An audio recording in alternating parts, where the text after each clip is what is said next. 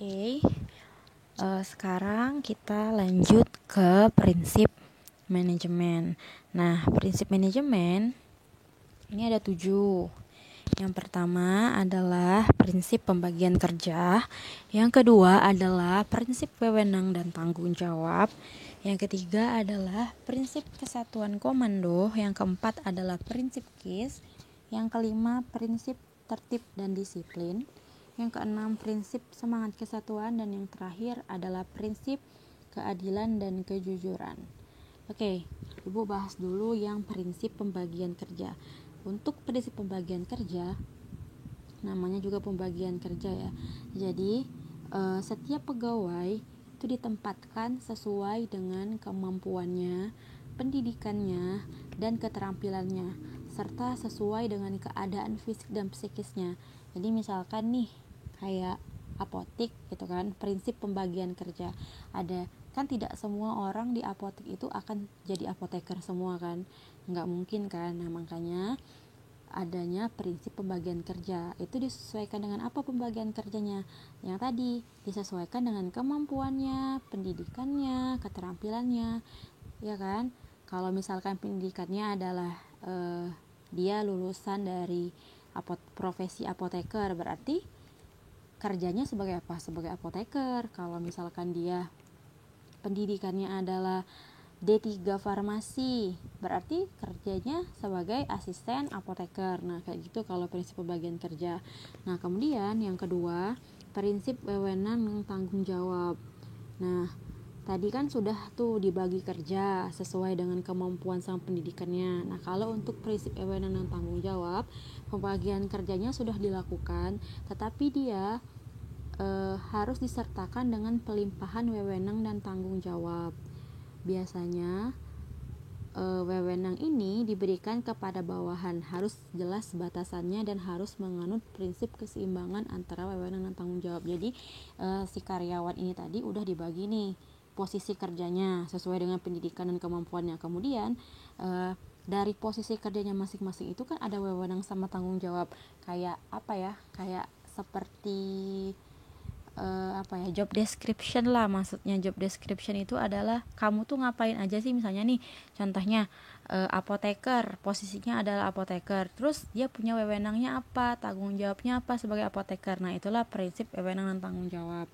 Kemudian yang ketiga adalah prinsip kesatuan komando. Nah maksud dari prinsip kesatuan komando ini adalah, kan komando itu kan adalah perintah, komando, nama lain dari komando itu perintah.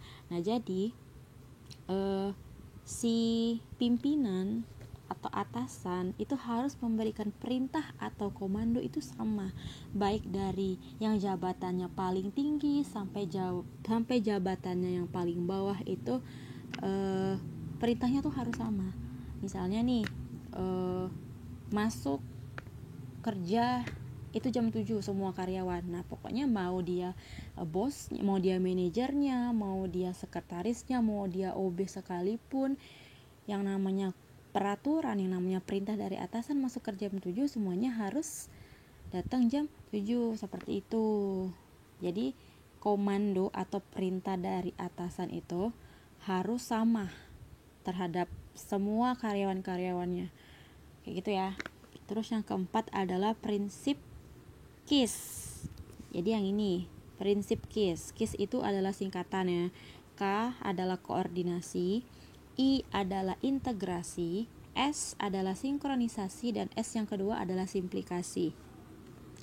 Nah, kalau koordinasi artinya adalah usaha kerjasama antara badan, unit, atau bagian dalam pelaksanaan tugas tertentu dengan jalan sedemikian rupa sehingga terdapat saling pengertian, saling mengisi, saling membantu, dan saling melengkapi untuk mempermudah pencapaian tujuan yang ditentukan.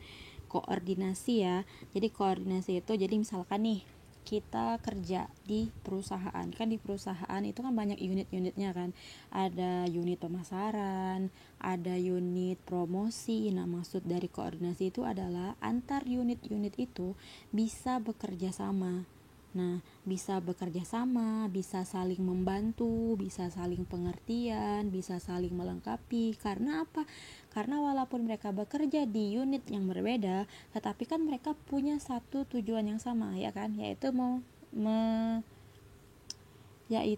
membuat perusahaannya menjadi bagus kan. Nah, kayak gitu. Itu yang namanya koordinasi. Nah, kemudian yang kedua adalah integrasi. Integrasi adalah usaha untuk menyatukan berbagai bagian atau unit dalam organisasi sehingga merupakan suatu kebulatan pemikiran dan tindakan ke arah satu sasaran. Nah, kalau koordinasi ini dia menyatukan. Jadi seperti yang Ibu bilang tadi, kan di perusahaan tuh banyak unitnya. Nah, dengan adanya integrasi, maka setiap unit-unit dalam suatu perusahaan itu menyatu. Terus karena mereka menyatu karena mereka punya tujuan yang sama, sehingga pemikiran dan tindakan mereka harus tepat sasaran, harus ke arah sasaran yang sama, seperti itu ya. Nah, terus yang ketiga, S ya, dari ini masih di prinsip KISS ya. Kemudian kalau yang S yang pertama itu adalah sinkronisasi. Jadi sinkronisasi itu adalah usaha untuk menyelaraskan atau menyesuaikan kegiatan berbagai bagian guna mencapai keserasian atau keharmonisan tindakan dalam mencapai sasaran. Kayak gitu.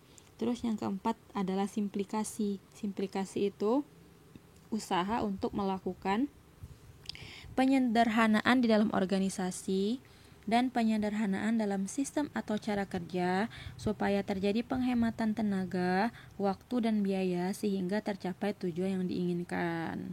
Kayak gitu. Jadi simplikasi itu kan simple, jadi disederhanakan. Seperti itu. Jadi sistem kerja atau cara kerjanya itu disederhanakan sehingga jadi dia menghemat tenaga, waktu sama biaya. Tapi tujuannya harus tetap tercapai kayak gitu. Nah, itu prinsip KISS. Kemudian prinsip tertib dan disiplin. Nah, ini udah seperti yang Ibu bilang tadi ya, bahwa saat kita kerja ya nak ya bukan hanya bekerja saja sih, saat kita sekolah juga kan, yang namanya tempat sekolah, perusahaan, apotik, rumah sakit, semuanya punya tata tertib dan juga disiplin. Makanya itu kita sebagai siswa, Ibu sebagai guru itu harus tertib dan disiplin terhadap peraturan. Sehingga apa tujuan dari prinsip ini? Sehingga semua pekerjaan kita, semua tugas-tugas kita bisa selesai tepat waktu dan juga bermutu, seperti itu. Nah, yang keenam adalah prinsip semangat kesatuan. Nah, prinsip semangat kesatuan ini ya penting sekali di dunia kerja. Jadi misalkan kita kan kerja, ada atasan, ada bawahan, ada bos, ada manajer, kemudian ada OB. Nah, jadi meskipun kita punya jabatan yang berbeda-beda, karena kita bekerja di tempat yang sama, punya tujuan yang sama, maka kita perlu memiliki jiwa kesatuan, perasaan senasib, terus perasaan seperjuangan, baik itu dari jabatan yang paling tinggi maupun jabatan yang paling bawah. Karena apa? Karena dengan semangat kebersamaan, semua orang yang terlibat dalam perusahaan tersebut akan bekerja dengan senang hati, serta timbul inisiatif untuk memajukan perusahaan tersebut. Nah, kemudian yang ke-7, yang terakhir ya, prinsip keadilan dan kejujuran. Nah, ini ya, dalam bekerja ya, tidak hanya bekerja juga sih, tidak dalam bekerja, tapi dalam kehidupan sehari-hari kita harus bersikap adil dan jujur.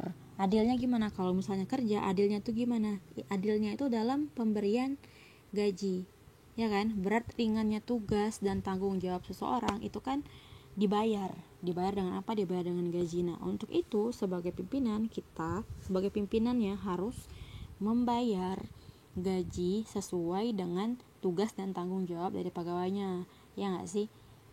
Yang namanya adil dan jujur, harusnya kan membayar gajinya kan secara adil dan juga jujur ya, dan disesuaikan juga dengan jabatan. Nggak antara misalkan nih, antara apoteker dengan kasir gajinya pasti beda kan ya, Karena apa ya? Karena kita balik lagi ke prinsip yang pertama, prinsip pembagian kerja. Seseorang yang jabatannya paling tinggi itu memang gajinya lebih besar, tetapi tingkat tanggung jawabnya, kewenangannya itu juga jauh lebih banyak dibandingkan dengan yang jabatannya paling rendah. Nah, untuk itu adanya prinsip keadilan dan kejujuran itu perlu sekali, sehingga antar karyawan itu tidak saling iri dengan gajinya. Seperti itu. Itu adalah